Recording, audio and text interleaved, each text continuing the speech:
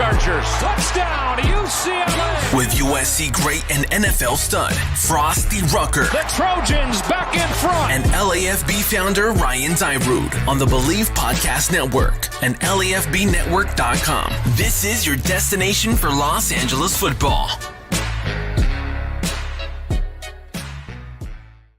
What's up, Los Angeles? Welcome to the LA Football Show here on the LA Football Network and live during drive time on the mightier 1090 ESPN Radio. Thank you, as always, for making us a part of your day, whether you're on radio, driving home, watching us on YouTube at your convenience, listening wherever you get your podcast, or directly on LAFBnetwork.com, watching and reading along there. I appreciate it. I am humbled by the growth of this network and where we are today, and ecstatic about our future. So thank you for being with me on this ride, tuning in every week or 3 days a week if you're with me, not just on radio, but Monday, Wednesday, and Friday elsewhere. So it's been great. It's been a great week. Draft, we're officially, a week removed from the draft now. Or I guess tomorrow would technically be a week removed, but we're past round 1 a week and essentially past round 2 and 3. And so we've been able to really digest that. If you listened to my show on Wednesday, I really went pick by pick for both the Rams and Chargers and kind of broke down and analyzed each of the players and also how they fit schematically with their respective teams. Also went a little bit into where the Bruins and Trojans players went in the draft. 2 Bruins stay in LA, with Quentin Lake getting drafted by the Rams and Atito Abonia getting drafted by the Chargers. So super excited that they're staying here in LA and we can get to watch them more, cover them more, and have some other stuff in the works with them as well. I'll just tease that. Speaking of stuff in the works, have to at least say this because it's now official. Sua Cravens, great USC Trojan safety, second-round pick by Washington, is going to be joining the LA Football Network with a show of his own. It's going to be called Sue's Casa, launching in July. It's going to have a myriad of focus. It's his own show. So I told him from the get-go, I don't want you to have to feel pigeonholed to just talk USC or NFL. You can do whatever you want. There's going to be obviously some USC talk in there, a lot of NFL talk in there, but, it's going to be a really great show. His first, 2 guests that are already lined up are Preston Smith of the Packers, who's one of his best friends from their time in Washington, and then Justin Simmons from the Broncos, who's a great friend of his from his time in the Broncos. So 2 killer guests to launch the show. So I implore you guys to look for more info on that as we'll be dropping stuff in the coming months till July. We have his logo and stuff is up on socials now, and we'll start making home pages. But yeah, super excited. Sue is just such an awesome dude. He's a great person. Does a lot in the community and does a lot with USC. Super well spoken when it comes to podcasting. You listen to him, and it's he is a star behind the mic. Star makes me sound so amateur. So he's just going to do a great job, and we'll have him on here soon here to kind of talk about the show and the launch and what he wants to do with it. So, but I at least want to tease that a little bit. Today's show, I'm kind of excited. Well, I'm excited for every show, always. Just love talking football, get behind the mic. I love when I have people on, but every now and then I drive this solo. So today will be solo. But I'm excited about the topics today. So I'm going to start with, so in our LAFB group chat, on our Slack chat, we always get into heated debates. It's great, right? Bunch of people talking football. And the latest one was talking, USC and kind of how quickly they can ascend to greatness in the Pac12 versus teams like UCLA, also who we cover, and then, teams like Utah, who have really dominated the South, or so you would think they dominated the South. But when you look at the stats, actually hasn't been as much as you would think, but have been very, very competitive in the South for quite some time. So I want to get into that, kind of what the debate was, give my take. I'm going to give you guys a chance. You can enter the debate. We're going to give you a keyword to text where you can vote on who you think is going to end up and where it up in the Pac-12. And you win points to get free stuff. So that'll be fun. And then I'm going to look at each division, the AFC West and the NFC West. And I'm not gonna try to bore you, go player by player, but everyone wants to give their predictions already, right? Their post-draft predictions of where, like, who wins each division, who's going to be your playoff teams, who's your Super Bowl contenders. Well, I want to really look at it like player versus player. And obviously, the safeties don't play the safeties in their team, but I just want to really break it down. Like, okay, Derwin James versus the safeties on the Raiders versus, Joey Bosa versus the edge rushers, Randy Gregory on the Broncos, Aaron Donald versus interior defensive linemen on the San Francisco 49ers. So then we can really kind of analytically digest, okay, if we're going player by player, obviously, again, I understand the game's played differently than that the offense plays versus the defense and vice versa. But I just think it'll be a fun way to kind of break it down and really compare these teams when they haven't played yet. And we're still a few months away from even training camp. So that's what's on the docket today. Little SC Pac-12 talk, and then we'll do AFC West comparisons, NFC West comparisons, obviously Chargers versus the group and the Rams versus the group. Today's show, as always, brought to you by our friends at Bet Online, one of the best in the odds-making business. I don't know if you guys are into hockey. I'm a diehard hockey fan, big Avalanche fan. They had a big overtime win last night to take a 2-0 series lead. But betting on hockey is a blast. If you don't watch it all, obviously it's a crapshoot, but so is any sport, right? So you can really, though, especially playoff hockey, you can really find good trends. Playoff basketball probably too. I just know hockey better, but like if you look, for instance, at the Avalanche, like you have a pretty good shot that Nathan McKinnon, Cale Makar are going to get over 1.5 every playoff game. That's just how important they are to these playoff series. So BetOnline.ag gives you all those odds for all playoff games, hockey and basketball. You can bet futures on NFL if you want to just stick to NFL or college. Bet futures there. You can bet on these division winners if you want. But head there today on your mobile or desktop device, mobile device or desktop, whatever you want to call it. Use our promo code BELIEVE, that's BLEAV, and you get a 50% welcome bonus. So put in $100, you're going to get free $50. It's free money to play with. BLEAV is the promo code, betonline.ag. Go there, check it out, have some fun, hopefully win some money today. All right, so let's get into this SC debate. So Lincoln Riley joins the Trojans in, December, I think. So we are essentially 5 months since he stepped into Los Angeles, stepped onto campus down at University Village, right? And since joining, we have seen a slew of star players transfer in, a slew of players that had decommitted because of the unknown since the firing of Clay Helton and who was going to be the next coach recommit. We have seen the future recruiting classes just 5-star after 5-star after 5-star. And the big one, obviously, being Caleb Williams, following him from Oklahoma. Caleb and Mario Williams, following from Oklahoma to LA. And I understand that stars, like the number of stars you have next to your name and the hype that you carry with a program you came from, don't necessarily drive results, right? We got to see it on the field. We're still 3 months away from, we just had spring ball, and now we have 3 months of nothing till fall ball starts. So I get that. So the big fun thing in this debate, and I don't want to put people on blast, but I mean, it's just a sports debate. It's not like we're talking politics or anything. So I think they would be fine if I divulge kind of some of their opinions.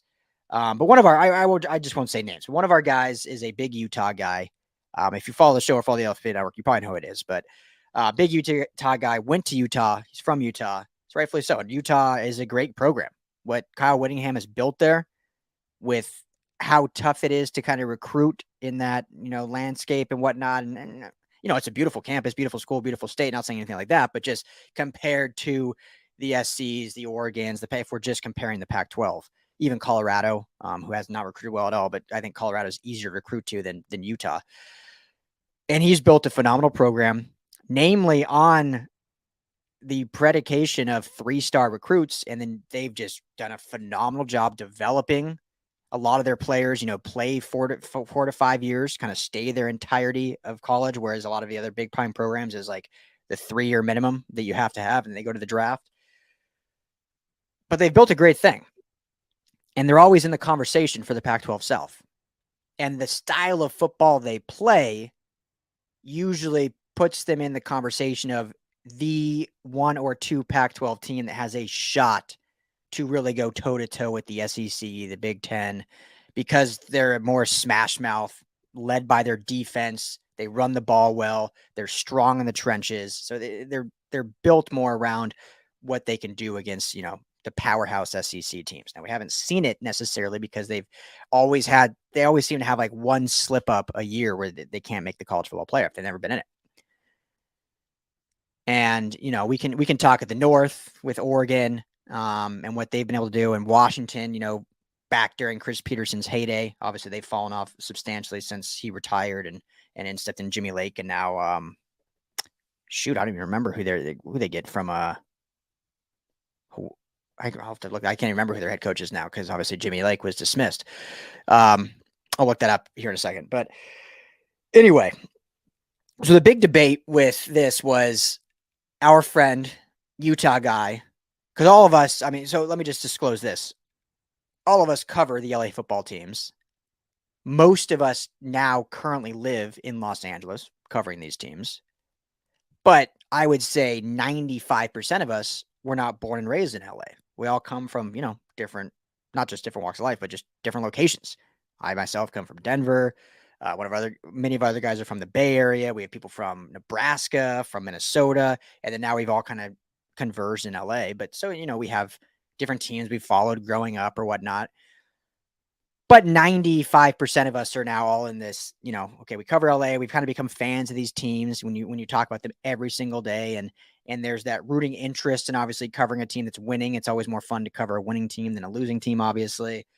And so we've kind of watched this maturation of this USC program in just a short time with Lincoln Riley and have built this belief that, not only is it just predicated on hype, but there's the historical data of what USC as a program has done in the past. There's the historical data of what Lincoln Riley has done at Oklahoma in just last year, and then the entire time he's been there. And you combine that historical data with now seeing the transfers coming in, the recruits coming in, and USC, we believe, is going to be the cream of the crop in the West as long as Lincoln Riley is wearing the Cardinal and gold, which some of us think might not be very long. He might jump to the NFL fairly quickly. That's a different conversation. Our Utah guys saying, okay, that's all fine and well, but it's all hype. It's all hype. Utah's still the cream of the South. They're going to smack SC next year. If SC struggles at all, Lincoln Riley's going to be on the hot seat and all this and that. This is great for conversation. But I think it's interesting because when you really, and this is for not just him, this is anyone arguing anything in the future, everything's hypothetical. You're basing your belief or your argument on past results, right? So the idea that Utah is the cream of the crop in the South going into next season is purely based on last year's results, right? I don't think anyone could argue that. A team that also lost, Nafai Sewell and Devin Lloyd, best linebacker in the country, among other players. So, there were some losses there. Utah's done well. They always kind of replenish. But also, if you want to just use that argument, 2 years ago, SC was the winners of the Pac-12 South. They went undefeated, beating Utah in Provo just 2 years ago. And then they go last year, Utah starts 0-2 or 0-3 and looked really, really off kilter. In comes Cam Rising as the new quarterback, and they miraculously, again, to the credit of Kyle Whittingham, turned things around. Ended up winning the Pac-12 South, going to the Pac-12 championship game. And, it's just one of those things where it's all hypothetical. USC last year, dumpster fire. Keaton Slovis took a step back. Clay Helton gets fired after week 2. It was it's just an outlier of a year.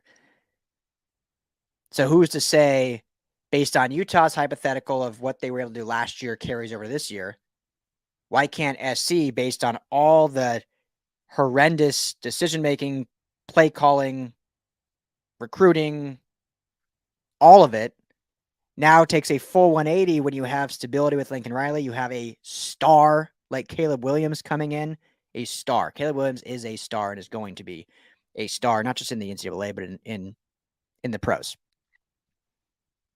So it's just a fun debate. I just wanted to throw it out here because, it's sports. It's why we love talking sports, because it's fun to debate them. But I just always love that the argument of this team is so dominant based on past results, and this team can't based on just hypotheticals. It's like, well, it's all hypotheticals.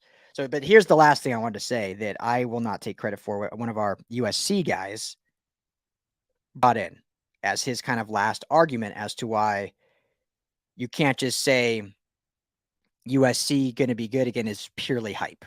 Because here's why. So he says this.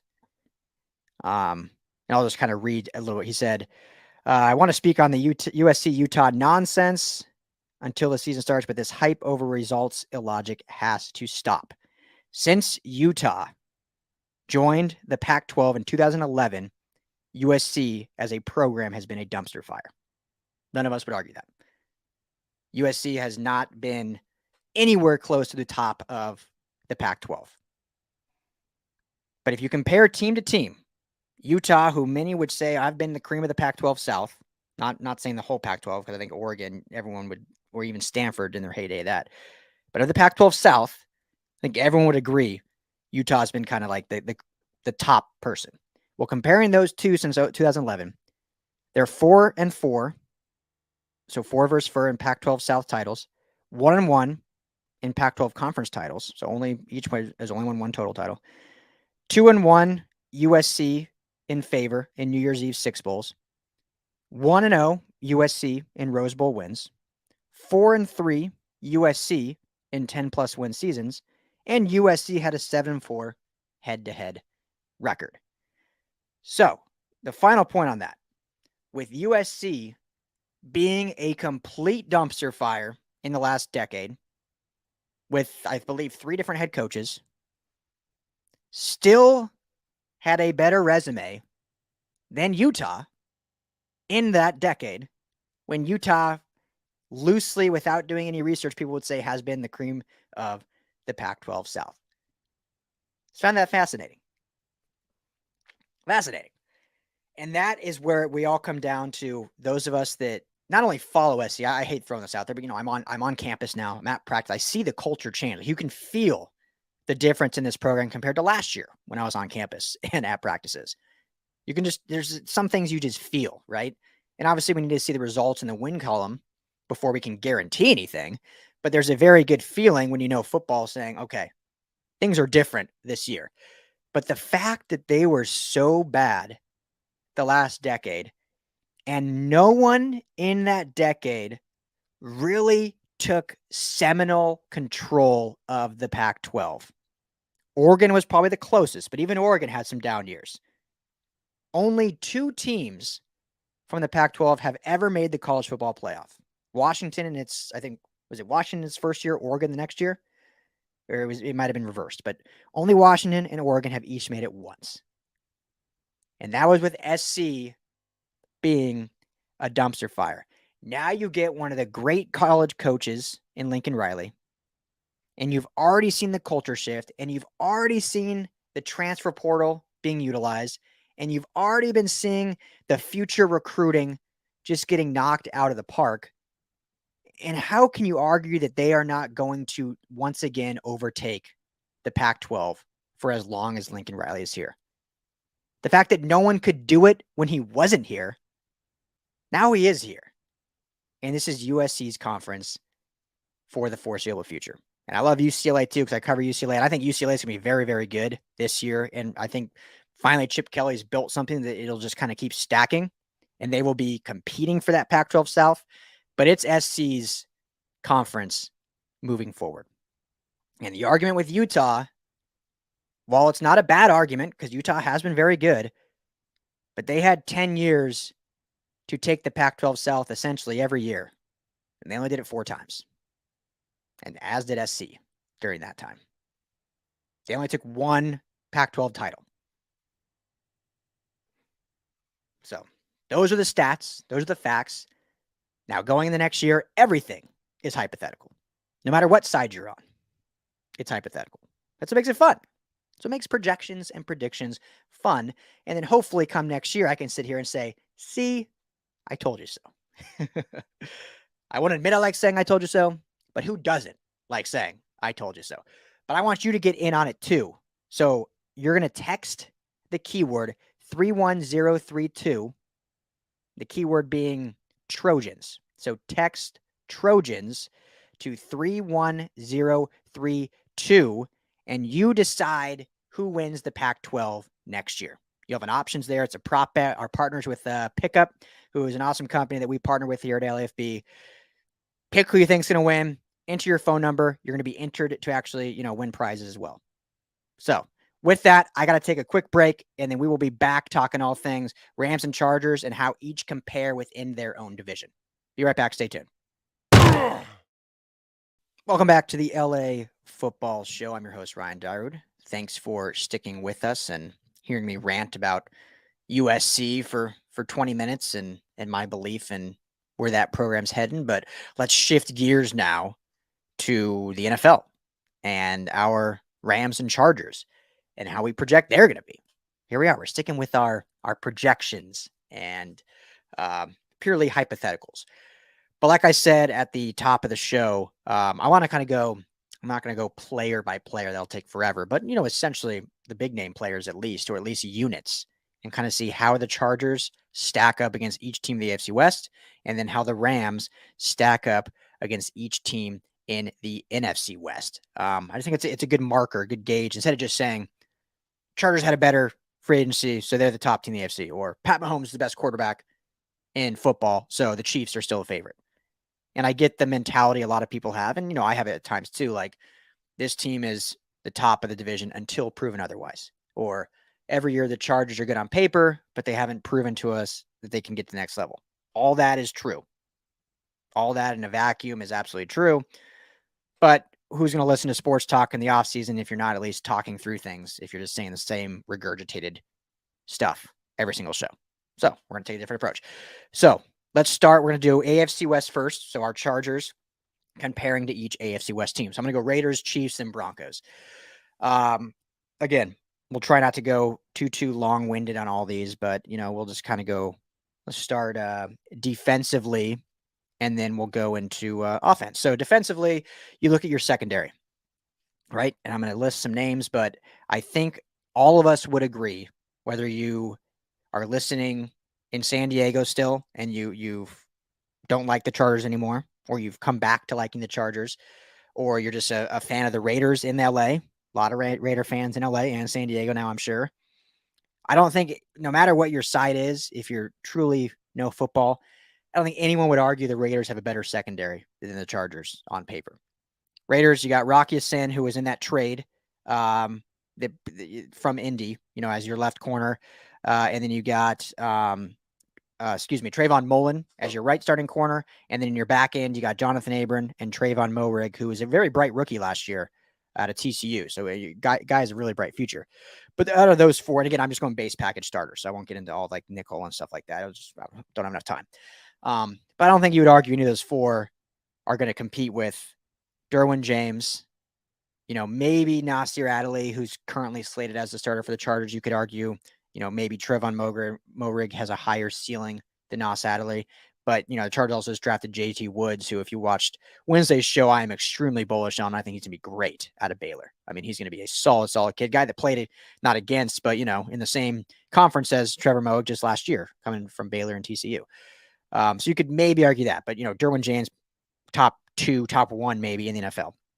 And then when you look at your corners and J.C. Jackson and Asante Samuel Jr., and again, I said I was going to stick to mostly base, but you added Bryce Callahan as well as your slot guy, and you still have Michael Davis, who was, CB1 last year, and now he's CB4. Are you kidding me? Get out of here.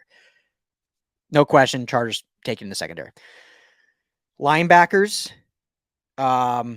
interesting debate. I don't know a ton about the starting Raiders linebackers and Divine Deblo and Jay and Brown. I don't know a ton about them, but it's going to be hard pressed to find anyone that has more questions than what the Chargers have in their starting inside backer unit with, Drew Tranquil and Kenneth Murray. Both have very high ceilings. Drew Tranquil has shown me a lot of good things when healthy. Didn't miss as much time last year. I think only missed 3 games. So, I mean, getting a little bit over that injury bug. But, want your starting backer to play 17.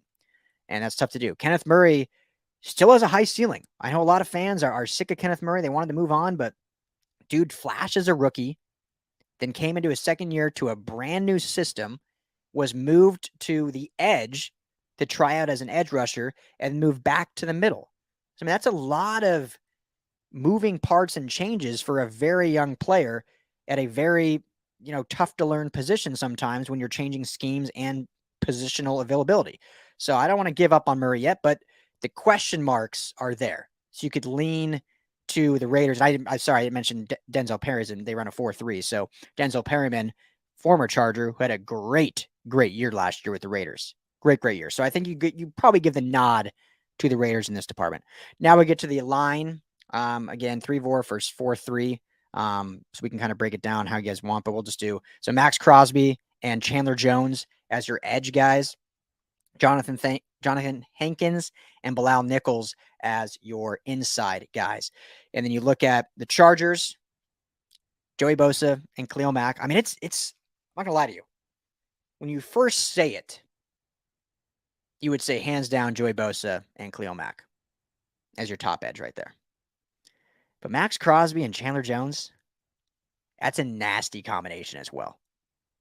Nasty combination. I mean, we're going to literally go through all these, and we'll get to the Broncos. I think we could all agree the Chiefs in this department, which we'll get to, are the bottom tier when it comes to edge pressure. But between the Raiders, the Chargers, and the Broncos, it's almost like take your pick. Like, who are you a fan of more? That's how good those units are. And when you look at, Crosby, fantastic. He's a near elite player. He's in that near elite threshold. Chandler Jones has had elite seasons. It's about putting it together, like the longevity, or he's had elite, the consistency as a whole season. 1 week had 5 sacks, then kind of disappears a few.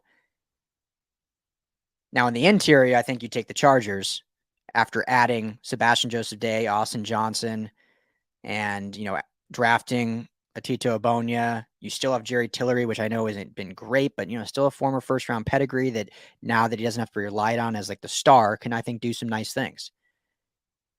So kind of a push. If you're going the totality of the line at this point, I would lean Chargers.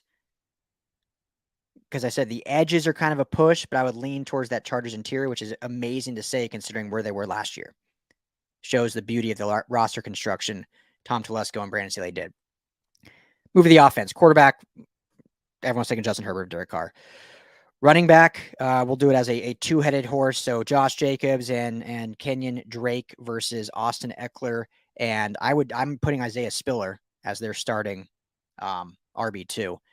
And, it's hard to compare a rookie to a guy that's played, but you'd probably lean Chargers there. Jacobs flashed. He's shown some good things against consistency. I mean, it looked great his rookie year. Like, he was going to be the next star running back for this Raiders organization, and has never really been bad. It's just, whether the offense has shifted away from him or they've just kind of gone by running back by committee or whatnot.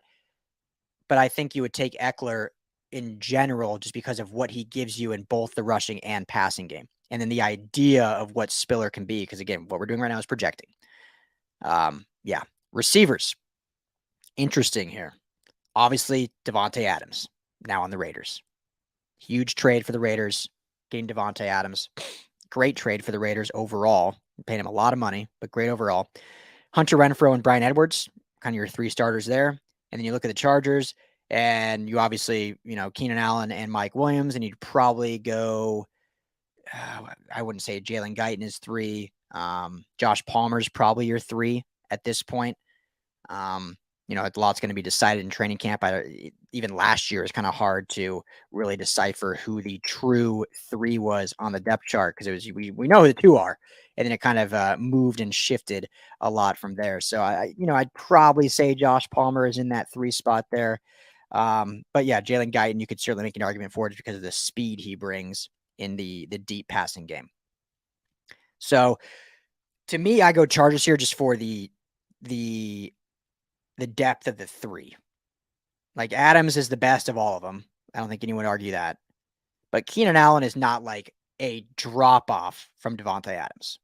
Adams is better. I don't want anyone freaking out that are Raider fans listening, or former Packer fans or whatnot. But Keenan Allen is definitely not a drop off. And they actually play very similar style. They're both phenomenal route runners, great hands. They're not as fast in terms of maybe measurables, but they're faster on, in playing speed. So, I mean, very similar style players. So I would lean Adams, but I think Keenan Allen's very close. Mike Williams is, I love Hunter Renfrow. We can't even compare. I'd say more to Bryan Edwards. And Mike Williams is substantially better than Bryan Edwards at this point in their career. So then you'd basically be comparing Hunter Renfrow to the Chargers 3, who right now you'd go Hunter Renfrow, who's a phenomenal slot receiver. There's those touchdowns where very Cooper Kupp-like-esque puts people in a blender. But I think the closeness of Adams and Allen and the totality of Williams over Edwards then puts the Chargers on top. But it's close. It's close. That's why I'm like doing this. It's closer than everyone thinks when they just say Chargers are 100% better than the Raiders. I mean, when you look player by player, it's close.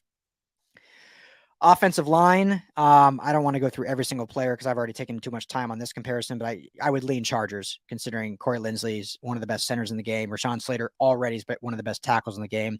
Matt Filer's great. They added Zion Williams in the draft, who's going to be great. And I know there's questions at right tackle, but I went in extensively into my thoughts on that in the last episode, so I don't want to waste a lot of time. But I think the addition of Zion makes your right tackle, whoever it is, already better, because the chain link of the offensive line fence is now stronger next to that right tackle. So automatically that tackle is going to be better. Doesn't mean they're going to be great, but they're automatically better because the person next to him is a stronger link in the chain. And then tight end. I think, I love the addition that the Chargers brought in out of, former Ram and Charger. And obviously, Trey McKitty, I think, is developing great as an inline tight end, but I don't think anyone would argue Darren Waller is probably the best of that group. So yeah, I mean, you look, it's kind of close. I think I'd lean Chargers here. When I'm just as a football, see it on the field and you look at the totality of it with the coaching and then the difference of Herbert and Carr, and I would go Chargers overall better for next season.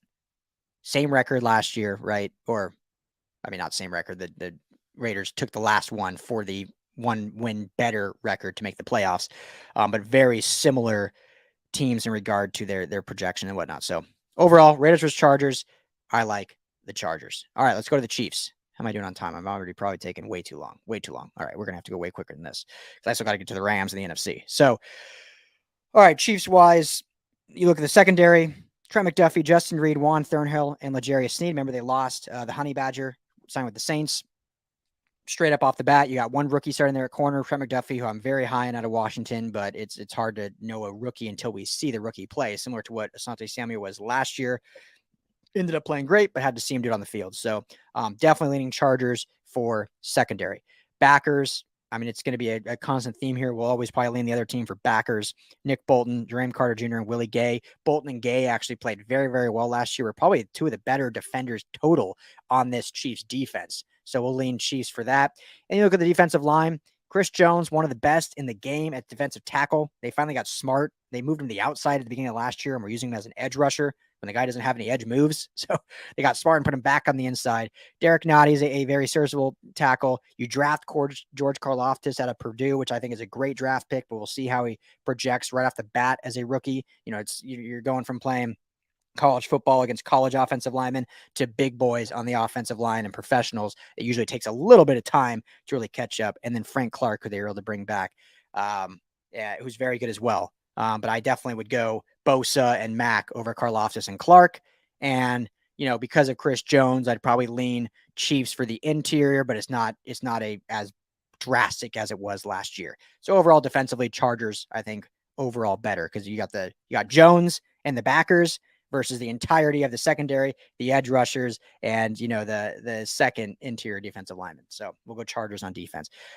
Offense is the fun debate because I'm going to get hate for this, but I will sit here right now. And right now, similar ages. Obviously, Mahomes has won a Super Bowl, been to 3 AFC Championship games.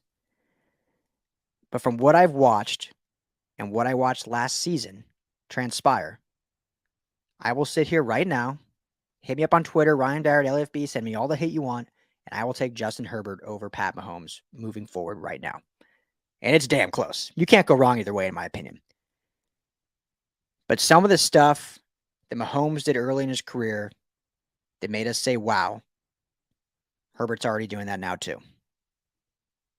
And now they're building the supporting cast around Herbert, similar to what they did with Mahomes early in his career, which is now, I wouldn't say completely regressing, but I mean, they're not going to be what they were 3 years ago just based on what Mahomes is now making in the salary cap. And that one day of reckoning is going to come for Herbert as well soon, in 2 years. We'll see if he wants to be the highest paid quarterback or if he cares more about roster construction. But it's close. Maybe I'm being a little bit of a homer there for curving the Chargers. But I think what we saw Mahomes last year, I wouldn't say a regression, but we definitely saw Mahomes struggle. I mean, anyone that's sitting here saying, based on last year, Mahomes is the best quarterback in the league. I mean, just last year, Rodgers was better, Brady was better, Herbert was better just last year. So if you want to use just last year to project forward, I'm going Herbert over Mahomes. Running back, Clyde Edwards-Helaire. They added Ronald Jones, but I'm still going Chargers there. Wide receivers, Chargers all day. You lost Tyreek Hill, and now you have Juju Smith-Schuster, McCole Hardman, and Marquez Valdez-Scantling. A fun core, a fun core. You add Sky Moore in the draft, who's a very good draft pick, but I'm going Chargers. Tight end, yes, we'll go Travis Kelce over who the Chargers have. Offensive line is very close. You could probably lean Chiefs here. Orlando Brown versus Slater, I'll go Slater. But Joe Thuney versus Matt Filer, probably go Joe Thuney. Creed Humphrey versus Corey Linsley. Damn, that's close. I mean, that's kind of like who you like more. Creed Humphrey was the absolute best rookie offensive lineman, and Pro Football Focus, I think, even rated him the highest center, period. But it wasn't because Corey Linsley necessarily had a bad year. So you could really just, who do you like better? Right guard, Trey Smith for Zion Williamson. I know Williams is a rookie, but I'll still go Williams there. And right tackle, Andrew Wiley versus whether it's Trey Pipkins or Storm Norton, you'll probably go Wiley there. So, I mean, it's kind of like back and forth, real close there. On paper, though, probably go Chargers against the Chiefs. All right, moving on to the Broncos. How we doing? Yeah, we got to go quick here. We may have to just do the Rams on the next episode. I think that's what's going to happen here, because I don't want to short sight this comparison for the Rams. And I got to go through all team. Okay, so that's what we're going to do. I've already decided on the fly. That's the beauty of live radio, right? So we're going to finish up Chargers, the AFC West projections there. I have the Chargers currently on paper after draft and free agency better than the Raiders, better than the Chiefs on paper right now. Now let's select the Broncos. And then next week on Monday, for those Rams fans out there listening, we'll get into the Rams and the NFC West. Because, yeah, we got about 3 minutes left. No point rattling this off and then trying to go through 3 teams in the NFC West. That ain't happening. Those who listen to me know where things are going to take longer than I always think. So, starting on defense. And this is those that know me, know I grew up in Denver. So, but hopefully no one thinks I'm a homer by any means. Obviously, I cover the LA teams.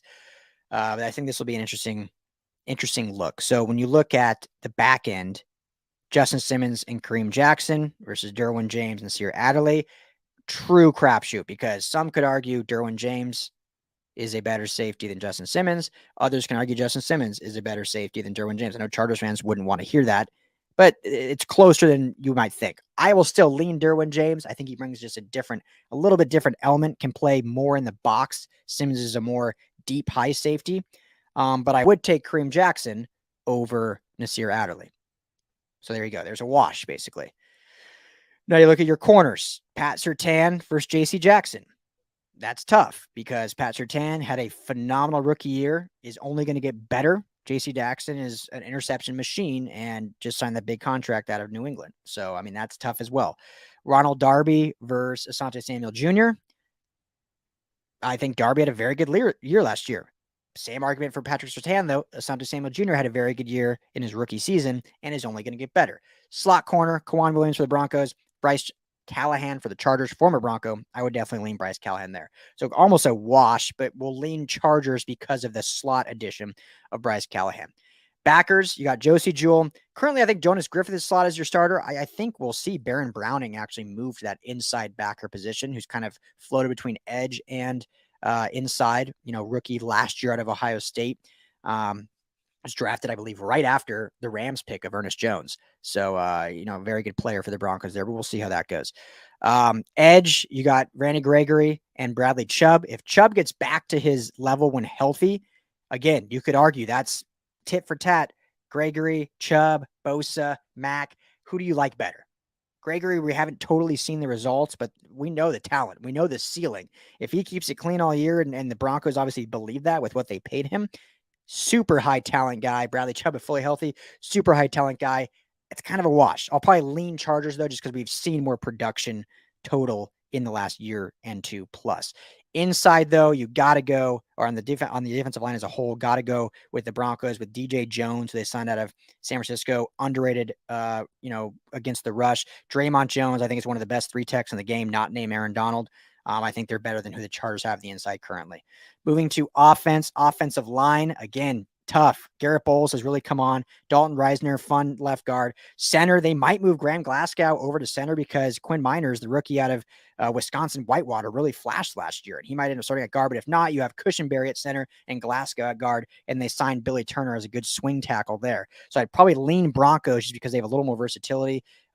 Not more versatility. The Chargers have some great depth too, which we talked about a lot with how they've drafted the last 2 years. But at that right tackle position, by adding Billy Turner, I think that gives them a little bit of an edge. Quarterback, Russell Wilson, Justin Herbert. I'll lean Justin Herbert, but Russell Wilson, let's not forget, last year had an injury-riddled year. Before that, is still considered a top 5 quarterback. It's like people forgot. Somehow, everyone remembers Deshaun Watson as his top quarterback, and he won 4 games the last year he played in 2020. Didn't play at all last year, and everyone's like, oh, the Browns are going to be great because of Deshaun Watson. Well, Russell Wilson is Russell Wilson still. But I'll lean Justin Herbert. I think he's better right now, but Wilson is great for this Bronco team. Is going to do a lot. Running back, Devonte Williams, and they brought Melvin Gordon back. I would lean those just for the totality of them two over a rookie and Austin Eckler, but it's damn close. Receivers, Courtland Sutton, Tim Patrick, Jerry Jeudy. A lot of potential there, but you got to lean with the Chargers just because of what they've already proven and what they've been able to do, whereas there's just a lot of talent, but we haven't seen all 3 of them play together and stay healthy altogether. And at tight end, you have Albert Okwuegbunam, and then they drafted Greg Dulcich, who you know how much we love out of UCLA.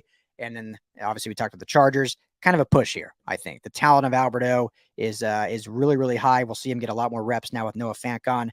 And Greg Dulcich, I think, is going to have a big impact as a rookie that isn't getting talked about a lot. So we'll see how that goes. So real close between the Chargers and Broncos here.